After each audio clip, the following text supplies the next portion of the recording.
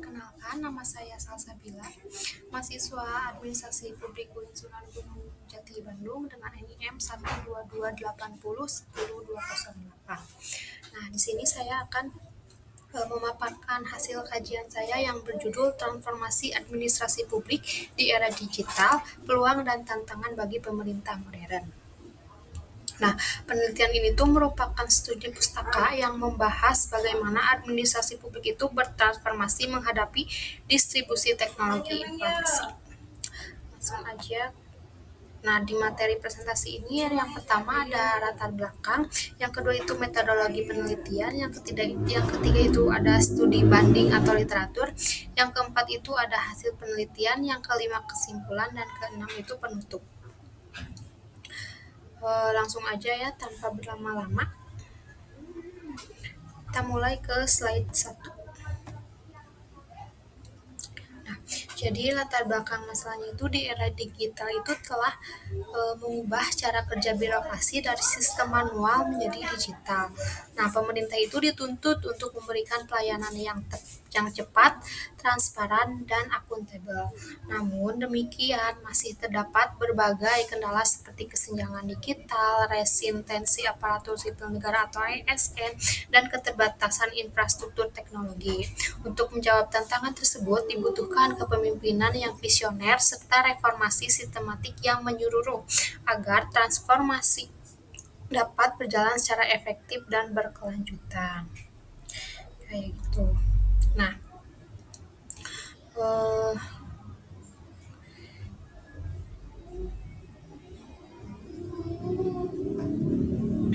selanjutnya ke metode penelitian.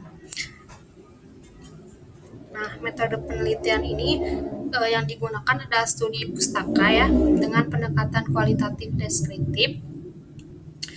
Nah, di sini tuh menelaah literatur akademik terkini tentang digitalisasi birokrasi, reformasi administrasi publik, serta pelayanan publik berbasis teknologi.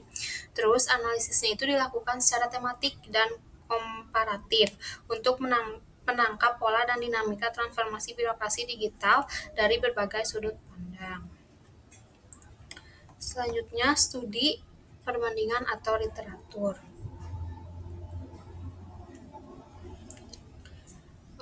Jadi studi perbandingan di literatur itu, berbagai literatur itu kan memperkuat penelitian ini.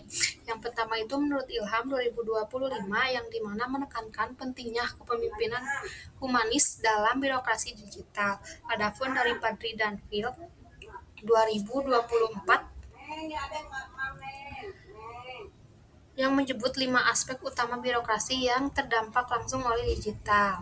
Sedangkan dari Arifin dan Katali 2024 juga menyoroti bahwa pentingnya akuntabilitas dan aksesibilitas. Yulanda dan Adnan 2023 menunjukkan adanya hubungan antara digitalisasi dengan meningkatkan kepuasan publik. Nah, selanjutnya ada Sulistianto 2023 yang menggarisbawahi bahwa pentingnya transformasi capability dalam mendukung kinerja pemerintah. Selanjutnya, hasil dari penelitian ini tuh menunjukkan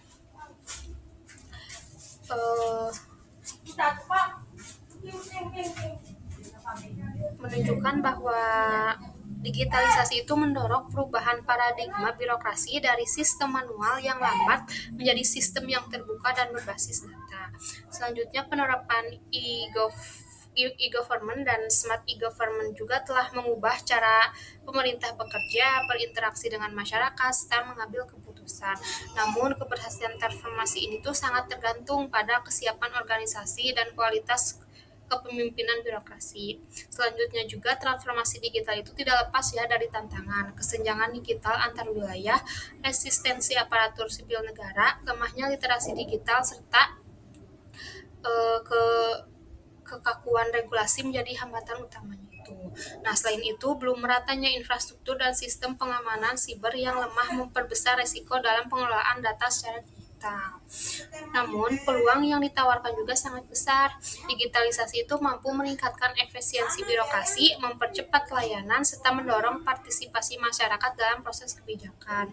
Selanjutnya, teknologi seperti AI dan Big Data juga dapat memperkuat pengambilan keputusan pemerintah secara berbasis bukti, kayak evidence-based policy making, kayak gitu.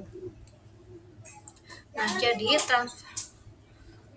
nah, yang terakhir itu, jadi transformasi digital itu bukan semata-mata adopsi teknologi, melainkan perubahan budaya birokrasi, kepemimpinan visioner, reformasi regulasi, dan kolaborasi multi aktor menjadi kunci keberhasilan. Pemerintah itu harus membangun ekosistem digital yang terbuka, aman, dan inklusif agar digitalisasi benar-benar menjawab kebutuhan publik secara adil dan berkelanjutan. Selanjutnya, adapun implikasi kebijakan dari temuan ini tuh kayak pertama itu ada diperlukannya kebijakan nasional yang mendorong integrasi digital lintas instansi. Yang kedua itu ada literasi digital bagi ASN dan masyarakat harus ditingkatkan. Yang ketiga itu ada di infrastruktur dan keamanan data perlu dijadikan prioritas dalam reformasi digital.